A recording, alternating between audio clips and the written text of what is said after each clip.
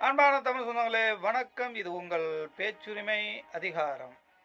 கற்பி ஒன்று சேர் புரட்சி செய்கின்ற வழிகளுடன் திருத்தி எழுதாமல் தீர்ப்பும் மாறாது, திருப்பி அடிக்காமல் தீர்வும் கிடைக்காது. ஐயா கோபிநாத் அவர்கள் நீயா நானா என்ற ஒரு டிபேட் ஒன்று நடத்திக்கிட்டு இருக்காங்க. அந்த விவாதத்தில்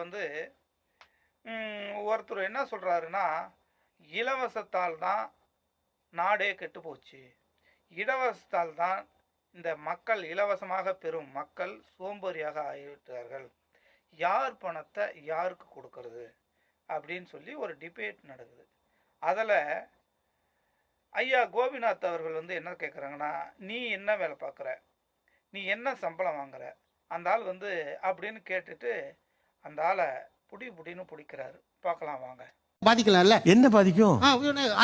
இது அரசியல் திட்டங்கள் பாதிக்குது இல்ல, அவனுக்கு வேலை வாய்ப்பு பாதிக்குது இல்ல. இப்போ இவங்க ஃபோக்கஸ் பண்ணுற எல்லாமே பார்த்தீங்கன்னா, இங்கே என்ன வெல் எஸ்டாப்ளிஷ்டாக இருக்கோ, இங்கே எப்படி வளர்றதுக்கான எதெல்லாம் உதவி பண்ணிச்சோ அது எல்லாமே இவங்க ஃபோக்கஸ் பண்ணி அட்டாக் பண்ணுவாங்க. எக்ஸாம்பிள் ரிசர்வேஷன் ஒன்று. அதாவது எதெல்லாம் சாதாரண மனிதர்களுடைய வளர்ச்சிக்கு உதவுகிறதோ அதை அட்டாக் பண்ணுறாங்க. அதை வச்சு தான் மோசம் சொல்ல முடியும். ஏன்னா அதுதான் இங்கே உள்ளவங்க ஃபாலோ பண்ணி கொண்டு வந்திருக்காங்க ஸ்டேட் இந்த லேயருக்கு. ஸோ அப்போ அதை ஃபோக்கஸ் பண்ணி ஹிட் பண்ணுறது. ஆனால் இதே தான் அடுத்த ஸ்டேட்டில் இருக்குது. ஆனால் அங்கே அதை மோசம் சொல்ல மாட்டாங்க. ஏன் அதுக்கு அவனுக்கு அந்த வாழ்வாரத்தை ஏற்படுத்தி கொடுக்கலன்னு தான் என்னோட கேள்வி. அவனுக்கு இலவசத்தை கொடுக்கறதுக்கு அவனுக்கு வாய்ப்பை ஏற்படுத்தி கொடு, அவனுக்கு பர்ச்சேசிங் பவர் ஏற்படுத்தி கொடு. அதுதான் நான் கேட்கிறேன். அது புரிஞ்சிக்காம கேட்டேன். என்ன புரிஞ்சுக்காம இல்ல, அவர் சொல்றது அப்படிதானே இருக்கு. அவரு பர்ச்சேசிங் பவர் கொண்டு பண்ணு, அவருக்கு இலவசத்தை கொடுத்தா பிச்சைக்காரன் ஆக்குற. முதல்ல பிச்சைக்காரன் சொல்லாதீங்க. நீங்க என்ன வேலை பாக்குறீங்க? நான் ரிட்டையர்ட் சார், ரயில்வேல டிடிஆர். ரயில்வேல. உங்க சம்பளம் எவ்வளவு? எனக்கு 1.25 லட்சம் ரூபாய். உங்களுக்கு என்னென்ன கொடுத்தாங்க? பென்ஷன் உண்டா? பென்ஷன் உண்டு. நீங்க ட்ரெயின்ல போறதுக்கு உங்களுக்கு ட்ரெயின் ஃப்ரீயா? Train free.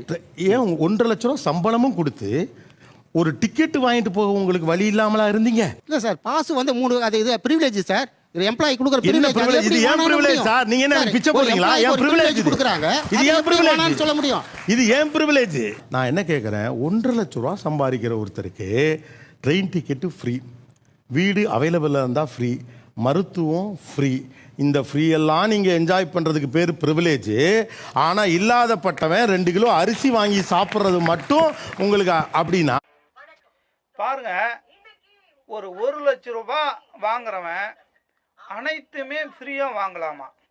ஆனால் 6 மாதத்திற்கு ஒரு வாட்டி வரி கட்டுறவன் கவர்மெண்ட் அரசாங்கத்திலிருந்து எந்த ஒரு ஃப்ரீயும் வாங்கக்கூடாது. அவனுக்கு பாருங்க, அந்த சங்கி பயலுக்கு எவ்வளவு ஒரு வயிற்றுச்சல் பாருங்க. அந்த ஏழைப்பட்டவன், இல்லாதப்பட்டவன் அந்த 2 கிலோ அரிசி வாங்கி சாப்பிட்றதுக்கு அவனுக்கு எவ்வளோ வயிற்றுச்சல் பாருங்க. அவன் மொட்டையை போட்டுக்கிட்டு கொட்டையை போட்டுக்கிட்டு எவ்வளோ வயிற்று